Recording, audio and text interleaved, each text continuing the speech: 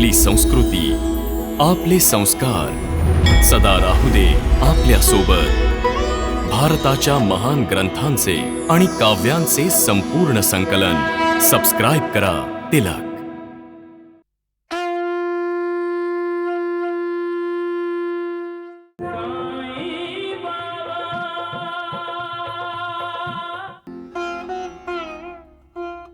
हे काय आणलंयस? तुम्हाला भाजणीची थालीपीठ आवडतात ना? म्हणून मग लक्ष्मीच्या आईकडे जाऊन मीच जात्यावर दळून आणलं। भिक्षा द्या माई, ओ माई भिक्षा द्या।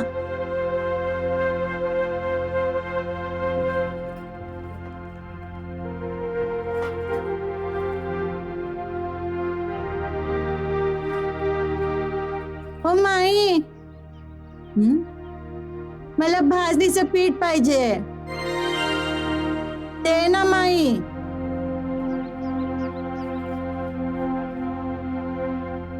ना भिकारणीला कसं समजलं की मी भाजणी दळून आणली आहे ते? तिला भाजणी देऊन टाक नानी।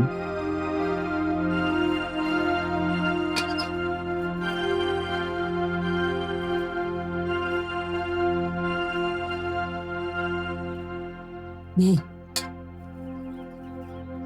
माई, अजून थोडी दे ना माई।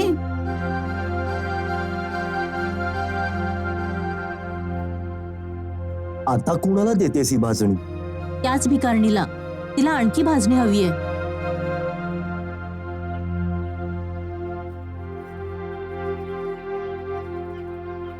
माई, अजून थोडी भाजणी मिळेल का? तुला लाज नाही वाटत का? एवढी भाजणी दिली तरी तुला आणखी हवी आहे? जोपर्यंत तू मला अजून भाजणी देणार नाहीस, मी इथून जाणारच नाही। अरे वा, काय बळजबरी आहे का? थांब, तू अशी नाही ऐकणार। आता सरळ करते तुला। नानासाहेब,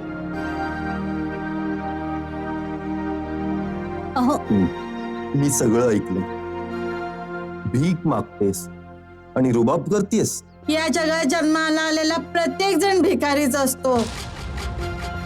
मी तुमच्या पुढे हात पसरते आणि तुम्ही देवा पुढे हात पसरता।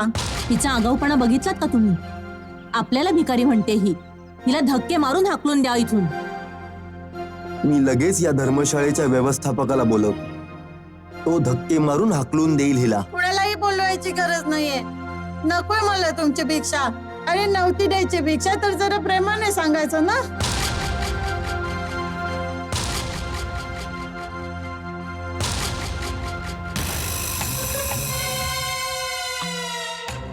सगळं तुझ्यामुळे झालंय धर्मानंद, सर्व तुझ्यामुळे। तूच त्या कापसाच्या व्यापारात माझे सगळे पैसे गुंतवले होतेस, मला बर्बाद केलेस, भिकारी बनवून टाकलेस मला।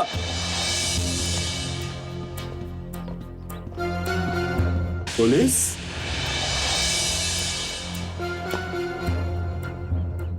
तुम्ही सगळे इथेच थांबा, मी आलोच। सांभाळून। नमस्कार दामोअण्णा। अरे इन्स्पेक्टर साहेब, तुम्ही इथं? काय झालं? मुंबईच्या एका दलालाला पोलिसांनी पकडले। तो बेकायदेशीरपणे कापसाचा व्यापार करतो आणि चौकशीत त्याने तुमच्या भावाचं दिनकरचं नाव सुद्धा घेतलंय।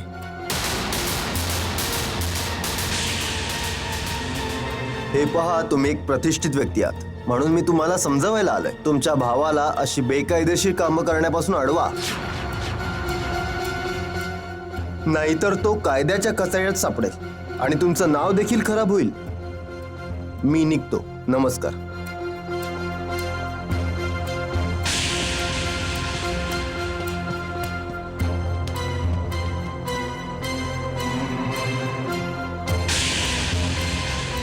दिनकर,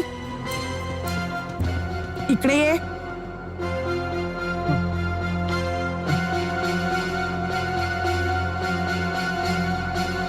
तुला माहित आहे ना, साईबाबांनी आपल्याला कापसाचा व्यापार करायला नाही सांगितलंय। मग का पैसे लावलेस तू तिथं? तेही आम्हाला न सांगता। परवानगी शिवाय पैसे कसे काय लावलेस तू? आणि तेही बेकायदेशीर व्यापारात? मी हे नाही सहन करणार दिनकर। आणि जर तुला हे असले धंदे करायचे असतील तर मग तू आणि मी एकाच छताखाली नाही राहू शकणार. धर्मानंदच्या सल्ल्याने लावले असतील त्याने.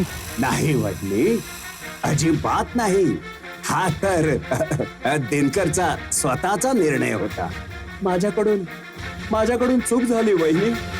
मला माफ करा, मला माफ करा दादा. नालायक. चल उर्मिला.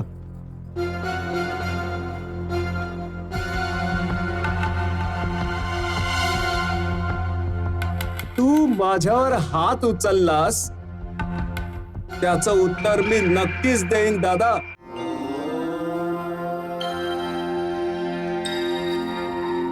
नानासाहेब, जामनेरला निघण्याची परवानगी मागायला आलात ना? हो. नमस्कार बाबा. देवा, नानासाहेब तांदूरकर आलेत. श्यामा, नानाला सांग की इथून निघून जा.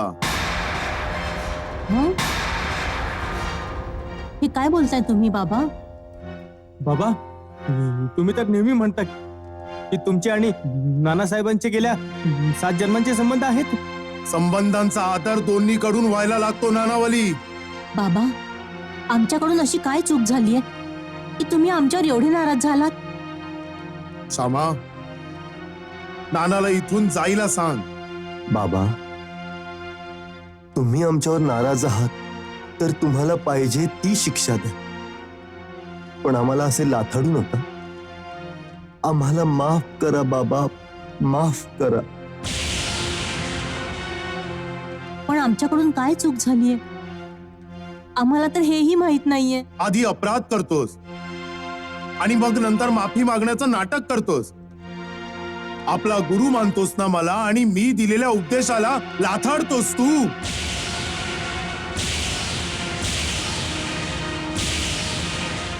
अरे भाजणी नाही द्यायची म्हणून दारावर आलेल्या भिकारणीला धक्के मारून हाकलून देणार होतास काय? अरे किती वेळा सांगितलंय की प्रत्येकाचा आदर कर, कुणाचाही निरादर करू नको. अरे मागणाऱ्याचा सन्मान करू शकत नसाल तर नका करू, पण निदान त्याचा अपमान तरी नका करू. तुम्ही त्या बिचाऱ्या भिकारणीचा अपमान केलाय नाना. अरे काय पाहिजे होतं तिला?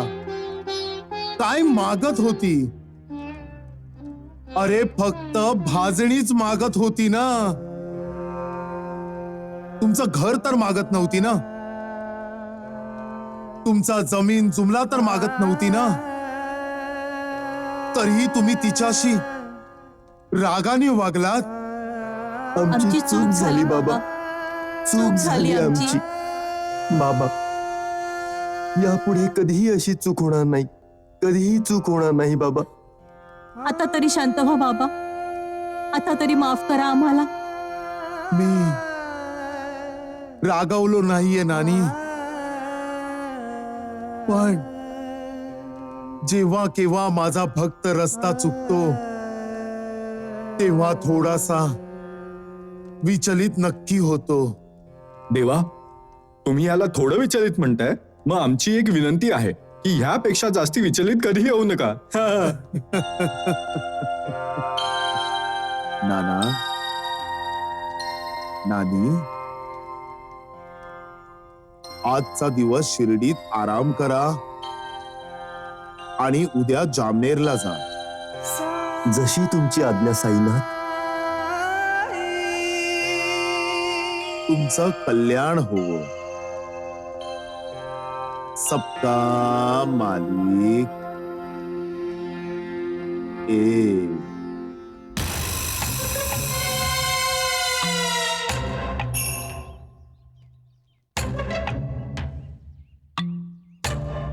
हे काय? जर तुझ्या दामू दादाने या कागदपत्रांवर सह्या केल्या तर त्याचं घर, जमीन, मालमत्ता, पैसे, व्यापार सगळं तुझंच होऊन जाईल. शकुनी पुन्हा जन्मलाय म्हाळसापती. पुन्हा महाभारत होणार आहे. छळ, कपट, धोका, विश्वासघात अशा शस्त्रांनी शकुनीसारखे दुष्ट लोक भावाला भावाविरुद्ध उभे करतात. आपल्या स्वार्थासाठी सुखी संपन्न परिवारामध्ये फूट पाडत असतात. म्हणूनच जे घडणार आहे, जे हजारो वर्षांपूर्वी झालंय ते आज पुन्हा घडणार आहे. भाऊ भावाचा शत्रू बनणार आहे. श्यामा, स्वर्गासारख्या घराला नरक बनवलं जातंय. साईबाबा कुणाबद्दल बोलताय म्हाळसापतीची? माणसानेही तर थोडं सावध राहायला हवं, पण नाही. जो त्याचं सर्व काही हिरावणार आहे त्याच्यावरच विश्वास ठेवेल तो, तेही डोळे बंद करून. हे सारं पाहून मी निराश होतो. मी कित्येक वेळा सांगितलंय म्हाळसापती की जन्मासोबतच मृत्यूही जन्माला येत असतो. चांगल्यासोबत वाईट देखील निर्माण होत असतं. सुखाबरोबरच दुःखाचीही निर्मिती होत असते. आणि आज मला ह्याच सगळ्याची जाणीव होते. अनुभवतोय मी.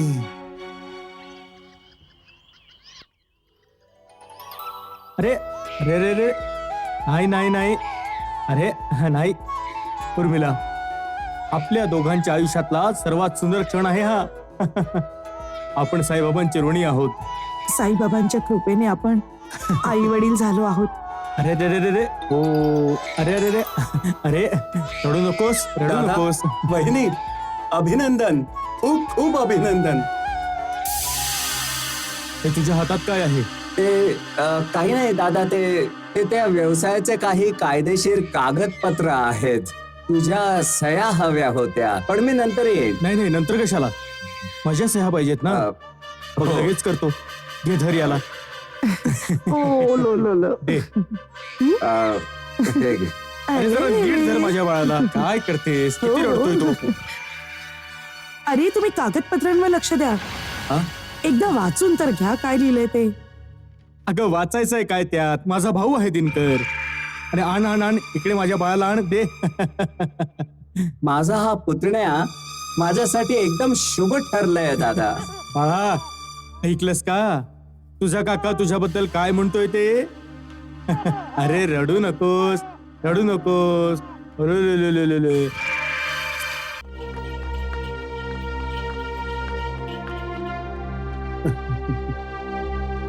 दामोण्णा,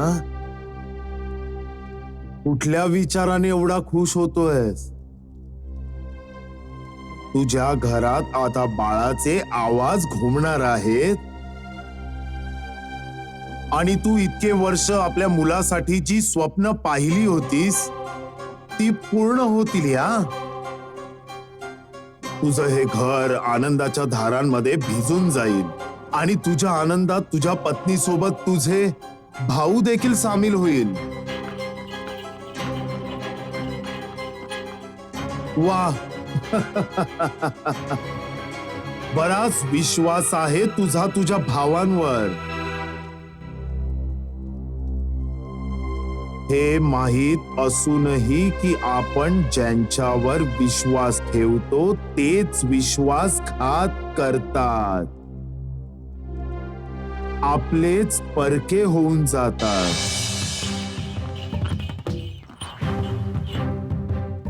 तुला कधी समजेल दामू अण्णा की जेव्हा माणूस सफलतेच्या पायऱ्या चढतो तेव्हा प्रत्येक पायरीवर तो स्वतःसाठी नवीन शत्रू निर्माण करतो आणि ते शत्रू त्याचा घात करण्याची संधी शोधत राहतात.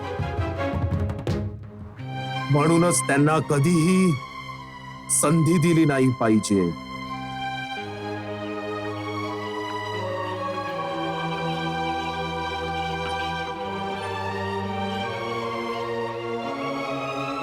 ये. अगं जरा सावकाश घे या. हो बाळा, हो बाळा. Low low low low. काय झालं? हं? अरे शंकर, दिनकर, पहा कोण आलंय. कोण आहेस तू आणि ओरडतोयस कशासाठी? कुठे घुसतायत तुम्ही? तू कोण आहेस आणि इथे काय करतोयस? हे माझं घर आहे. नाही, हे तुमचं घर नाहीये, कारण हे ज्यांचं घर आहे ते आमचे मालक आहेत आणि त्यांनी आजच आम्हाला नोकरीवर ठेवलंय. कुठल्या मालकाबद्दल बोलतोयस तू? हे घर माझं आहे. दामू नाव आहे माझं आणि मला आज जाण्यापासून कुणीही अडवू नाही शकत. चल. थांबा थांबा, तुम्ही आत नाही जाऊ शकत. जोपर्यंत घराचे मालक आम्हाला सांगत नाहीत आम्ही तुम्हाला आत नाही जाऊ देणार. हे अचानक काय झालंय? मला तर काहीच कळत नाहीये. कसं कळेल बेटी? कारण जेव्हा धोका, फसवणूक आणि विश्वासघातासारखे शत्रू हल्ला करतात तेव्हा माणूस असाच वेडा होतो. शंकर, दिनकर, काय करताय तुम्ही? बाहेर या. मालक आराम करतायत. ओरडू नका. चला जा इथून, जा. चुप हो, नाहीतर दामोअण्णा, हा दिनकर नाहीये की गपचूप तुमचा मार खाऊन घेईल. तुम्ही यांना एक मारलं तर हे 4 देतील. धर्मानंद, हे सगळं काय आहे? यांना कोणी नोकरीवर ठेवलं इथे? घराच्या मालकाने. धर्मानंद, घराचा मालक कोण आहे? मी.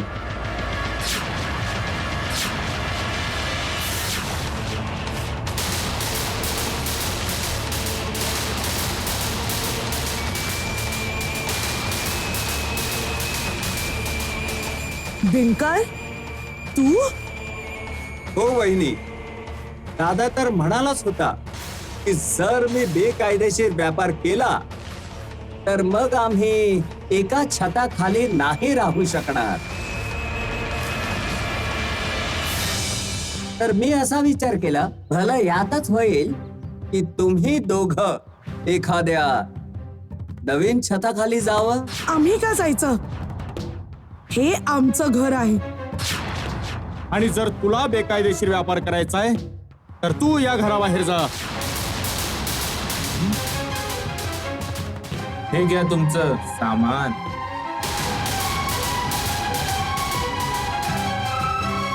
आता कसलंच नातं गोतं नाही राहिलंय दामू अण्णा. जो भाऊ होता तो कसाई झाला आहे. ही आहेत कायदेशीर कागदपत्र, वाचून घ्या. त्या स्पष्टपणे लिहिलंय की तुम्ही आपल्या मर्जीने हा सारा जमीन जुमला आणि सगळ्याच्या सगळा व्यापार माझ्या नावे केलाय. वाचा वाचा.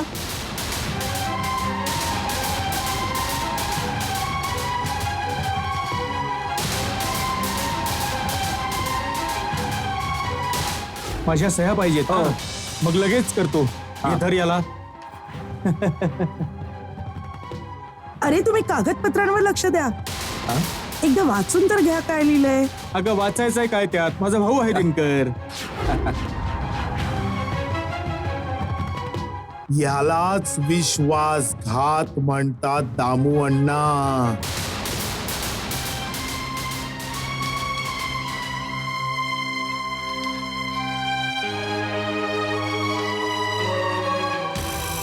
जा दामोअण्णा, जा.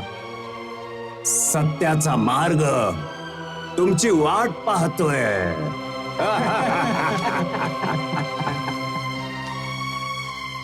उर्मिला, उर्मिला, मला माफ कर. माझ्या चुकीची शिक्षा तुला आणि आपल्या बाळाला भोगावी लागते. साईबाबांची हीच इच्छा असेल तर मग भोगू आपण. बेटी, सगळं काही गमावल्यानंतर देखील तुझी माझ्यावर जी श्रद्धा आहे, विश्वास आहे, अशा भक्तांचा मी आदर करतो. त्यांचा मीच भक्त होऊन जातो. या वाईट स्वप्नाला संपवण्याची माझीही इच्छा आहे, पण माझा नाईलाज आहे. तुम्हा दोघांच्या पूर्वजन्मीच्या कर्मांनी माझे हात बांधून ठेवले. कर्माचं फळ तर भोगावंच लागतं ना बेटी.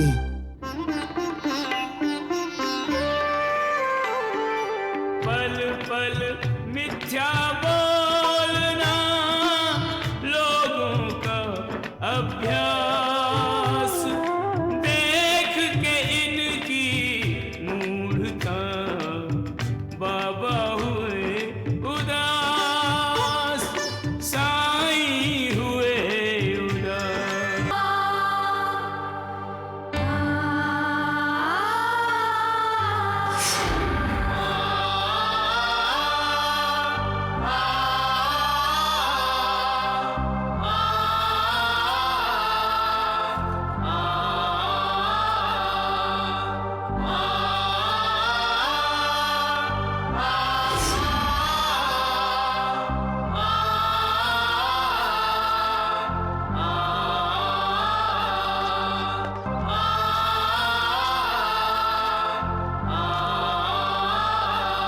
या मृत्यूलोकात जो कोणी जन्माला येतो त्याचं मरण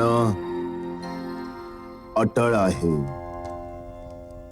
इथं कोणी अमर नाहीये.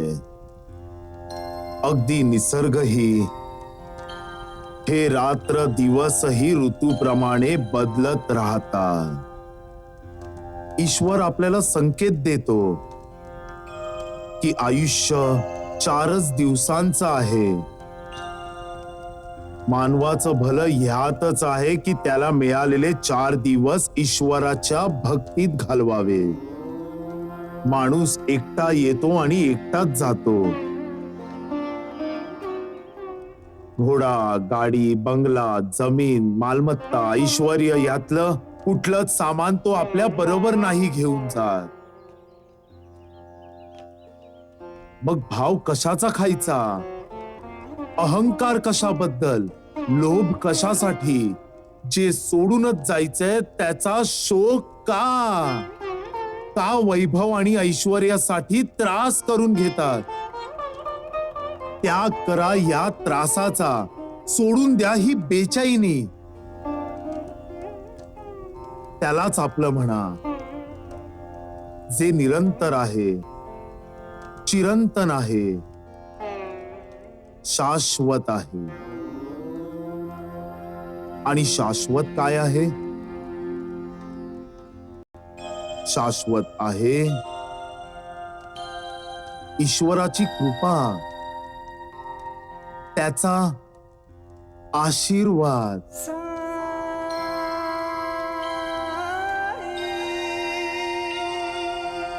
आपला उद्धार हवा असेल तर त्याची भक्ती करा. विश्वास ठेवायचा असेल तर त्या ईश्वरावर ठेवा. सोबत द्यायची असेल तर त्या भगवंताची द्या. भगवंत कधी तुमचा विश्वासघात नाही करणार. तेच तर तुमचं वैभव आहे, तुमचं ऐश्वर्य आहे, तुमचा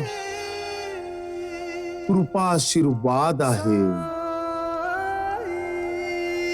सबका मालिक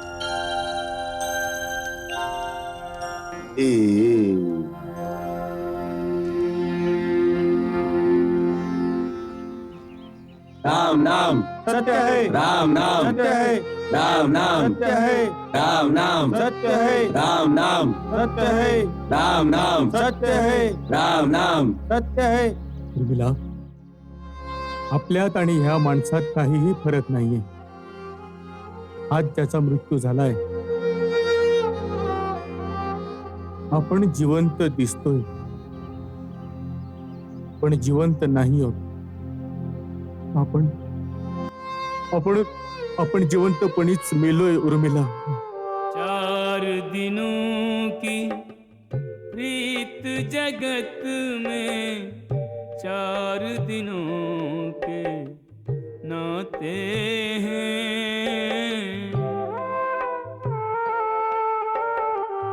पलकों के पर्दे पड़ते ही सब नाते मिट जाते हैं.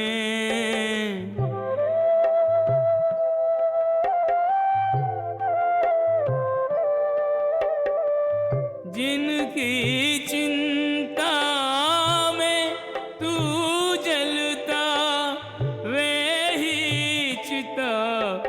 जलाते हैं, जिन पर रक्त बहाए जल सम जल में वही बहाते हैं। या बाबा या. प्रणाम बाबा. बाबा, तुम्ही माझ्या आईच्या श्राद्धाचं आमंत्रण स्वीकारून मला अनुग्रहित केले. आता काय अनुग्रहितच होत राहणार का? मला जोरात भूक लागली आहे. हे नको घालवू. या, या, या. चल चल चल.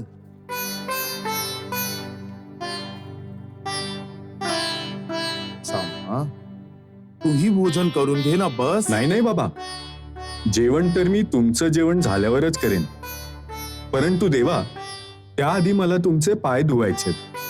हे अवडंबर कशासाठी श्यामा? देवा. अच्छा अच्छा, जशी तुझी मर्जी आहे तसं कर कर.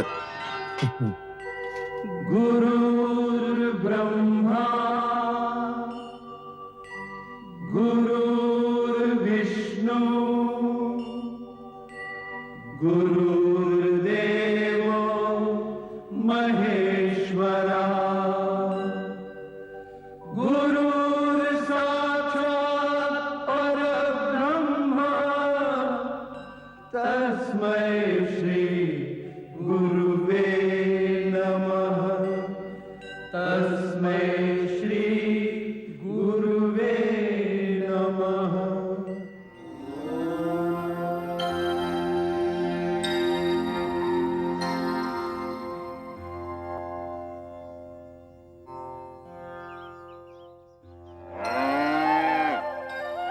धेनू, कुठेस तू?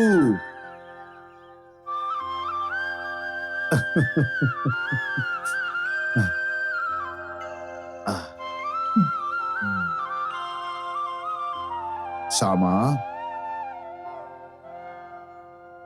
हे भोजन धेनू गाईला खाऊ घाल. वाईट नको वाटून घेऊ श्यामा. गाईने जर भोजन केलं तर समजून जा की मी भोजन केलं. हा. समजलो देवा, सगळं समजलो. ईश्वरा. अच्छा श्यामा, तू वणीला कधी जातोय? वणी? वणीला जा श्यामा, वणीला जा. ज्या श्रद्धेने तू तुझ्या आईचं श्राद्ध घालतोयस त्याच श्रद्धेने वणीला जा. तुझ्या आईच्या आत्म्याला शांती मिळेल. आता तुम्ही कुठली लीला करताय देवा? पहिल्या वेळी जेव्हा तुम्ही मला वणीला पाठवलं होतं तेव्हा माझी भेट दामू अण्णांशी झाली होती. आता कोण आहे तिथे? नक्कीच तुमचा कोणीतरी भक्त असणार तिथे, हो ना? तुझ्यापासून काय लपवायचं श्यामा? तुझं माझं तर 72 जन्माचं नातं आहे. पण देवा, त्यामुळे माझ्या आईच्या आत्म्याला शांती कशी काय मिळेल? सबका मालिक ए. चल चल.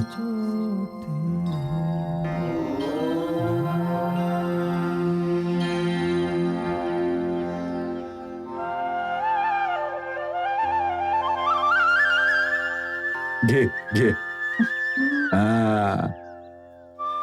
बाबा एवढं म्हणतात तर जा ना वणीला. अगं माझ्यासाठी शिर्डीच वणी आहे, मी नाही जाणार कुठे. घे म्हणे वणीला ग. कोण जाणे तो कोण भक्त असेल साईबाबांचा, ज्याला साईबाबा शिर्डीला बोलावू पाहतात. घालिंदो टांगण वंदीन चरण, डोळ्यांनी पाहिन रूप तुझे. प्रेमे अलिंगिन आनंदे पूजिन, भावे ओवाळीन म्हणे नामा. त्वमेव माता च पिता त्वमेव, त्वमेव बंधुश्च सखा त्वमेव. त्वमेव विद्या द्रविणं त्वमेव, त्वमेव सर्वं मम देव देव. कायेन वाचा मनसेन्द्रियैर्वा बुद्ध्यात्मना वा प्रकृति स्वभावा. करोमि यद्यत् सकलं परस्मै नारायणायेति समर्पयामि. अच्युतं केशवं रामनारायणं कृष्णदामोदरं वासुदेवं हरिं. श्रीधरं माधवं गोपिकावल्लभं जानकीनायकं रामचन्द्रं भजे. आई सप्तशृंगीचं जय. आई सप्तशृंगीचं जय.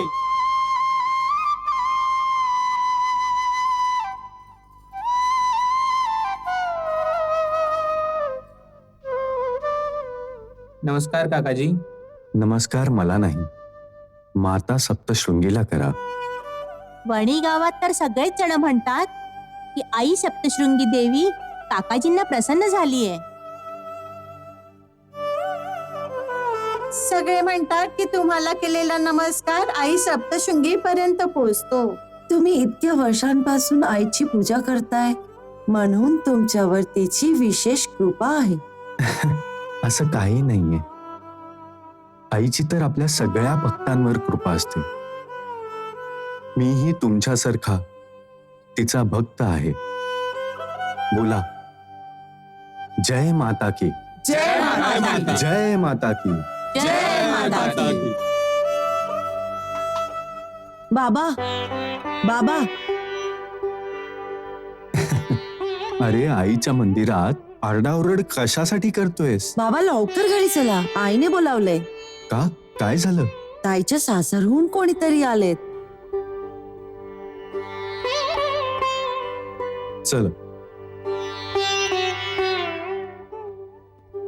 आई बाबा आलेत. नमस्कार. नमस्कार नमस्कार. बसा बसा. अरे चहा पाण्याचं काही पाहिलं की नाही? लेकीच्या सासरहून आले आहेत. पाहुणचारात काही कमी नाही पडलं पाहिजे. चहा घेतला मी.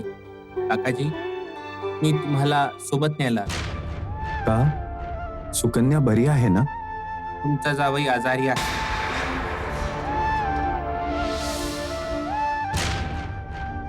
आपण जेवढं लवकर तिथे पोहोचू तितकं चांगलं. बर, मला थोडे पैसे दे आणि रस्त्यात खाण्यासाठी काहीतरी बांध. खबरदार, जर पैसे तिथे वाटून आलात तर. आपल्या दारात पैशाचं झाड नाही आलंय. हं?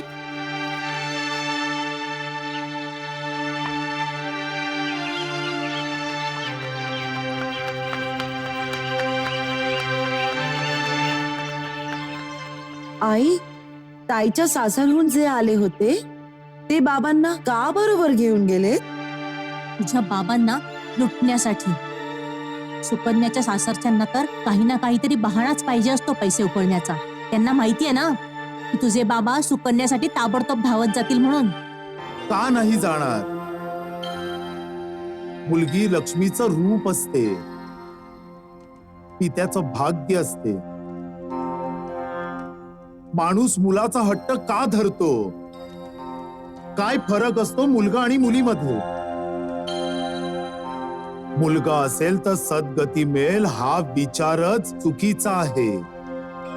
सद्गती तर आपल्या कर्मावर निर्भर असते, मुलाच्या अग्नी देण्याने नाही. वाईट कर्म कराल तर कुठलाही मुलगा तुम्हाला सद्गती नाही देऊ शकणार. लग्न करून मुलगी सासरी जाते, नवा संसार सुरू करते, आई होऊन नवीन सृष्टी निर्माण करते. आणि मुलगा तोपर्यंत आपला मुलगा असतो जोपर्यंत त्याचं लग्न नाही होत.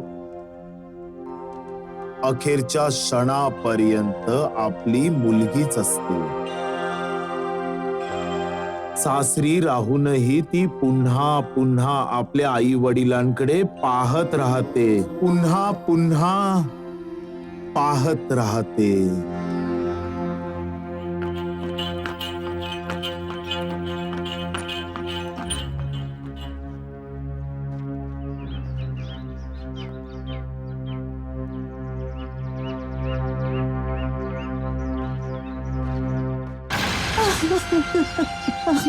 वहिनी,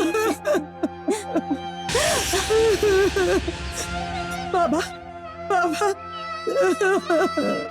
बाबा तुमची मुलगी विधवा झाली बाबा.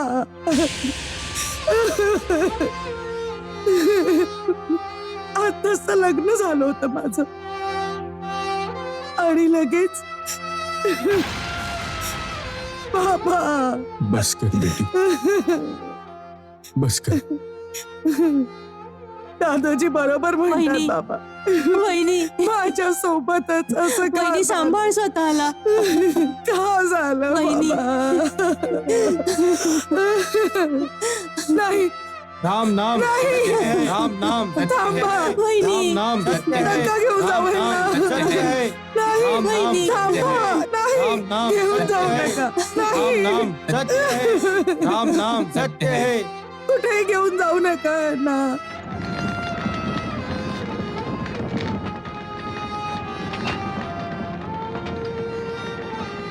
आजाराचं काही समजलंच नाही, फक्त रक्ताची उलटी झाली आणि संपलं सगळं.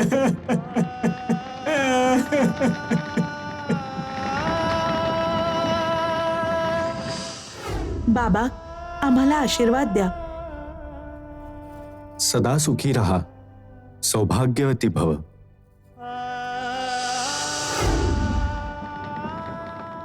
मृत्यू काय आहे? आत्म्याच्या एका प्रवासाचा अंत. आणि या सुरुवात आणि शेवटच्या मधल्या अंतराला आपण आयुष्य म्हणतो. ज्याप्रमाणे प्रवासासाठी आपण गाडी, घोडा किंवा एखाद्या वाहनाचा उपयोग करतो, त्याचप्रमाणे आत्मा या प्रवासासाठी शरीराचा वापर करते.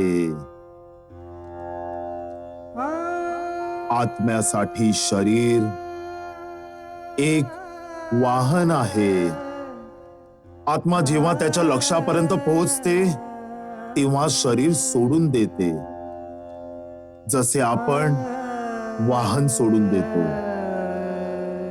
हे माहीत असून देखील आपण शरीरासाठी विलाप करतो, शोक करतो. का रडतो आपण आपल्या एखाद्या मित्राने किंवा नातेवाईकाने देह त्यागल्यावर? जेव्हा आपल्याला हे माहित आहे की हे पिता, पुत्र, भाऊ, आई, मुलगी किंवा मित्र ही सगळी नाती पूर्वजन्माचे ऋणानुबंध आहे. या ऋणानुबंधांमुळेच तर सगळी नाती जोडली जातात. आणि जेव्हा या ऋणानुबंधांचा संबंध तुटतो तेव्हा आपण एकमेकांपासून वेगळे होतो, एकमेकांपासून लांब निघून जातो. इथली प्रत्येक गोष्ट नाशवंत आहे, नश्वर आहे. अविनाशी तर केवळ तो परमात्मा आहे, तो ईश्वर. त्या अविनाशी ईश्वराशी नातं जोडा, म्हणजे शोक नाही होणार, कधी पश्चाताप नाही होणार. कारण त्याला नेहमी भक्तांच्या ऋणात राहणं आवडतं. त्याच्या ऋणानुबंधाचं बंधन कधीही तुटत नाही. ओम तत्सत. एक तोच सत्य आहे, बाकी सारं असत्य आहे. सबका मालिक एक.